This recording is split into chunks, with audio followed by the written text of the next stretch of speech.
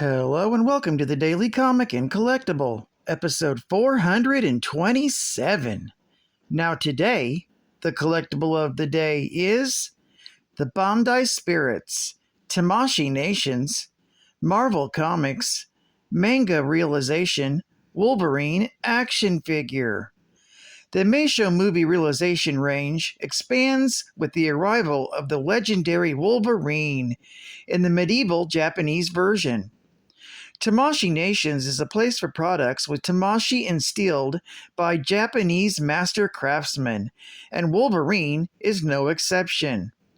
This officially licensed Bandai Bluefin figure was imported from Japan and is a Meisho Mango realization Muhumono Marvel Wolverine. Highly detailed with the most intricate of details, nothing was left out. Logan-san is so detailed, it's unlike any figure seen before, down to his hand-painted facial hair and X-Men logos. Figure is super articulated for posing and is made of flexible materials to allow for dynamic displays.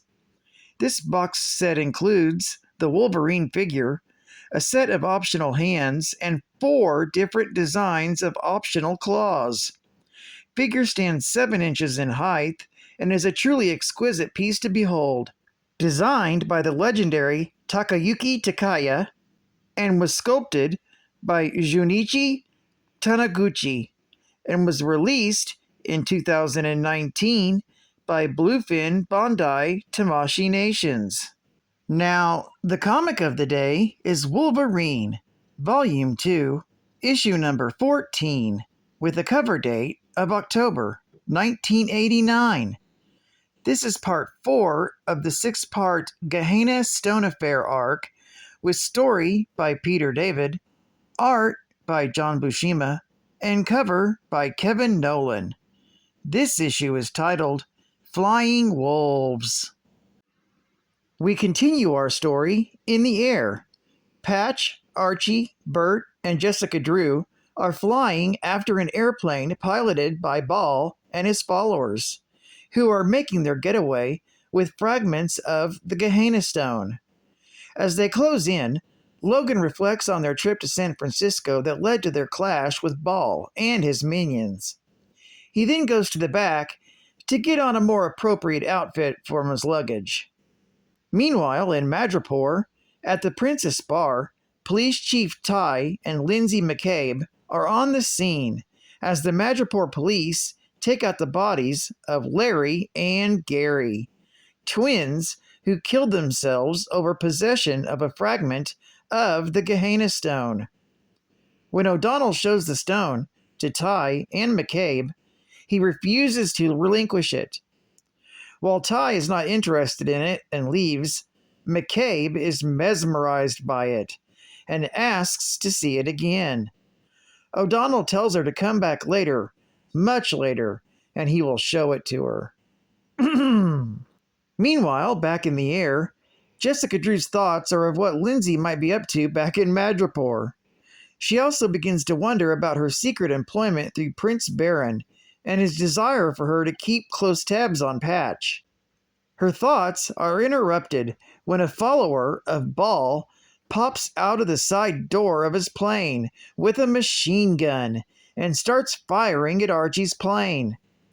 Jessica jumps out of Archie's craft and lands on the roof of Ball's in an attempt to stop the shooter. She's able to cling onto the roof thanks to her remaining spider powers that haven't left. At that point, Logan, having changed into his Wolverine costume, comes out from the back of the plane. He is filled in on what's going on, so Wolverine jumps out of the plane and clings onto Balls thanks to his claws. After disarming the vampires shooting at them, Jessica reveals to Logan that she saw right through his Patch disguise all along. Wolverine knocks 2 of the shooters out of the way of the doorway and enters Ball's plane and begins brawling with his followers. He's shortly joined by Jessica, who was knocked out of the plane but managed to grab a hold outside. Witnessing this, Archie flies his plane above Balls, while Bert drops down a rope ladder to try and help her. This doesn't go as planned, as some of Ball's followers grab onto the rope ladder and begin climbing up to Archie's plane.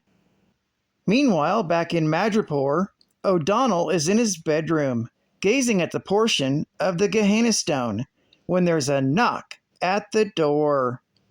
Answering it, he finds Lindsay McCabe. She tells him that she must see the stone. He tells her that she can look at it tomorrow. She takes off her coat to reveal that she's wearing nothing but a nightgown underneath. She insists that he let her hold the stone. He tells her that it all depends on how nicely she asks, and the two embrace in a kiss. Meanwhile, back in the air, as Wolverine continues to battle his way through the plane, Ball uses the partially reassembled Gehenna stone to transform one of his followers into a bestial form and turns him loose on Logan. Wolverine finds this creature more than a match. However, as they battle on, one of the creature's wild punches strikes the back of the head of the pilot, crushing his skull and killing him instantly. With the plane about to go down, Wolverine is caught in a bear hug. He manages to get free by ramming his claws into the plane's electrical panel. This gets the creature off him long enough to use his claws to cut a hole up to the roof and go to Jessica's aid. With Bert having fought off the vampires who attempted to board their ship, sending them falling to their deaths, Archie swings the plane around as Wolverine and Jessica jump off Ball's crashing aircraft. They manage to grab a hold of Archie's rope ladder and get away safely as the plane crashes into the ocean, seemingly killing Ball and his followers. But as he watches the plane explode, Wolverine witnesses the flames form into the face of Ball. In his mind, Logan hears Ball mocking him and telling him that he's not defeated, and this time, not even the hand of God can stop him from reforming the Gehenna stone. While back in Madripoor, O'Donnell and Lindsay's lovemaking is cut short when suddenly armed soldiers burst into their room. They are led by Johann, Prince Baron's aide, who tells them that the prince has learned that they have something that he wants right away. This issue is continued tomorrow in issue number 15. Geek Fact: this issue is the first in the entire series in which Logan wears his Wolverine costume. Bonus Geek Fact: during this storyline, Wolverine's friends in Madripoor all eventually reveal they always knew Patch was really Wolverine in disguise. Wolverine assumed the Patch role in Marvel Comics Presents, issue number 1, from September of 1988, shortly after the Fall of Mutants storyline. Following the fall of the mutants, the general populace of Earth believed the X-Men to be dead, but in truth, they were operating out of Australia. Wolverine split his time between Australia and Madripoor and was able to travel between the two countries courtesy of the mutant known as Gateway. State-of-the-art gaming. When you think of great hits, think Tengen. Now manufacturing and shipping the best arcade hits for play on the Nintendo Entertainment System. Get Tengen games at your favorite store today. Games available now include Gauntlet! The black clouds swirl over the heads of the chosen ones. 4 have come this far, but only 2 could continue. The portal to their deadly challenge awaited. Foreboding screams rose up from the gauntlet. plus RBI Baseball. Strike 3, you're out of here! The Soviet mind game, Tetris.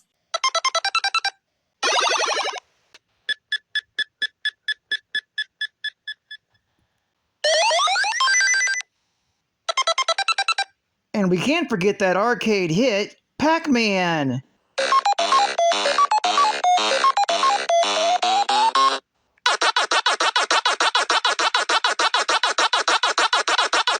And coming this summer, Super Sprint.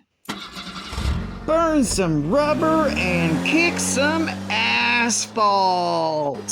And final geek fact. The Gehenna Stone Affair is only one small chapter in the ongoing legacy of Wolverine, but it does add one significant element to the character's history. A small spoiler for the story to come.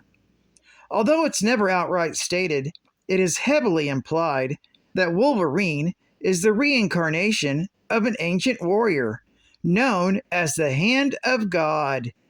And it was the Hand of God that first slew Baal and destroyed the Gehenna Stone, scattering its fragments to the four corners of the globe. Well, I'd like to thank you for joining me for another Daily Comic and Collectible, and I hope to see you again tomorrow. This is Cat Fan Comics Man, and I'll catch you on the flip. Over and out.